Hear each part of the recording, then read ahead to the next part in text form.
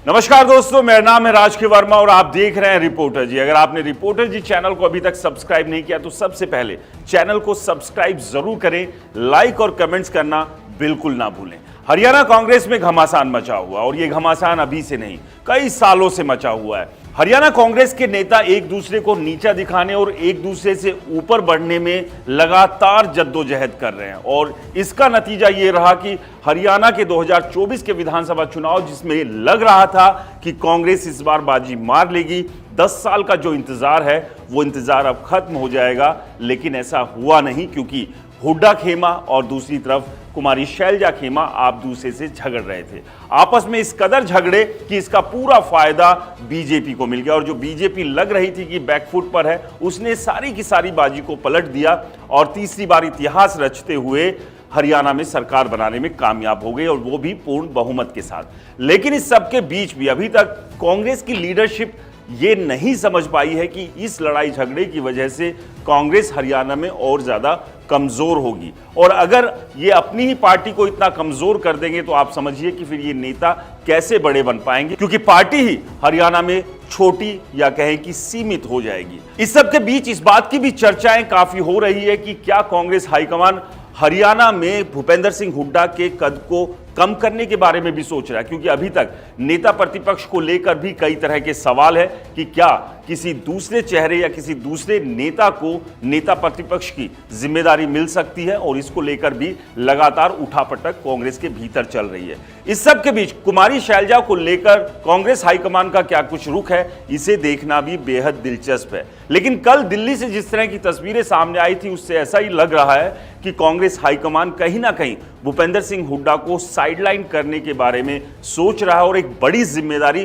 कुमारी शैलजा को दी जा सकती है। और ये तस्वीरें थी बजरंग पूनिया के ऑल इंडिया किसान कांग्रेस के कार्यकारी अध्यक्ष पद की जिम्मेदारी लेने की, और इस दौरान ना ही तो दीपेंद्र हुड्डा वहां पर थे और ना ही भूपेंद्र हुड्डा, कोई था तो वहां कुमारी शैलजा थी। जाहिर सी बात है कि ये सब जो हुआ वो कांग्रेस हाईकमान के बगैर निर्देश के तो नहीं हुआ होगा, यानी कि सीधा संकेत और मतलब तो फिलहाल यहां यही नजर आ रहा है कि कांग्रेस अब हरियाणा में भूपेंद्र सिंह हुड्डा के अलावा भी एक और विकल्प तलाश कर रही है, क्योंकि कांग्रेस अब भूपेंद्र सिंह हुड्डा के ओरा से बाहर निकलना चाहती है, क्योंकि लगातार कुछ इसी तरह का माहौल हरियाणा में बनाया गया था या बना हुआ था कि अगर हरियाणा में कांग्रेस को मजबूत बनना है और हरियाणा में कांग्रेस को अगर वापसी करनी है तो वो सिर्फ और सिर्फ भूपेंद्र सिंह हुड्डा के दम पर ही की जा सकती है। लेकिन 2005 में भूपेंद्र सिंह हुड्डा जब पहली बार मुख्यमंत्री बने थे तो आपको बता दें, तब चुनाव कांग्रेस ने भजनलाल के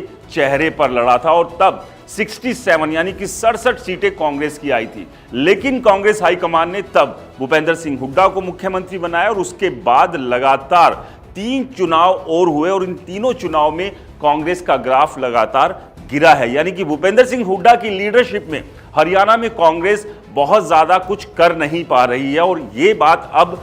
कहीं ना कहीं कांग्रेस हाईकमान को समझ में आ गई है। राहुल गांधी, प्रियंका गांधी और सोनिया गांधी अब हरियाणा में अपने आप को मजबूत करने के लिए कुमारी शैलजा को एक मजबूत विकल्प के तौर पर देख रहे हैं और इसी दिशा में कोशिश भी कांग्रेस हाईकमान की चल रही है। लेकिन कांग्रेस हाईकमान इसमें कितना कामयाब होगा, ये अपने आप में बड़ा सवाल है, क्योंकि जो नंबर अभी हरियाणा में कांग्रेस के पास हैं उसमें से अधिकांश विधायक भूपेंद्र सिंह हुड्डा के खेमे के यानी कि उनके करीबी है। तो ऐसे में नेता प्रतिपक्ष को लेकर जब विधायक दलों के बीच से बातचीत होगी, चर्चा होगी, रायशुमारी होगी, तो फिलहाल यहां पर अभी कांग्रेस हाईकमान और भूपेंद्र सिंह हुड्डा को बैठकर समझना होगा कि आगे करना वो क्या चाहते हैं। लेकिन फिलहाल की जो स्थिति है उसमें भूपेंद्र सिंह हुड्डा, उनके बेटे दीपेंद्र हुड्डा लगातार कांग्रेस के तमाम नेताओं के निशाने पर है और एक एक कर ये तमाम नेता भूपेंद्र सिंह हुड्डा को लेकर इस तरह की बयानबाजी भी कर रहे हैं कि अपनी मनमानियों के चलते भूपेंद्र सिंह हुड्डा ने हरियाणा में कांग्रेस को कमजोर कर दिया है। आपको क्या लगता है, हमें कमेंट्स कर जरूर बताएं। रिपोर्टर जी चैनल को सब्सक्राइब नहीं किया तो दोस्तों चैनल को सब्सक्राइब करना ना भूलें। नमस्कार।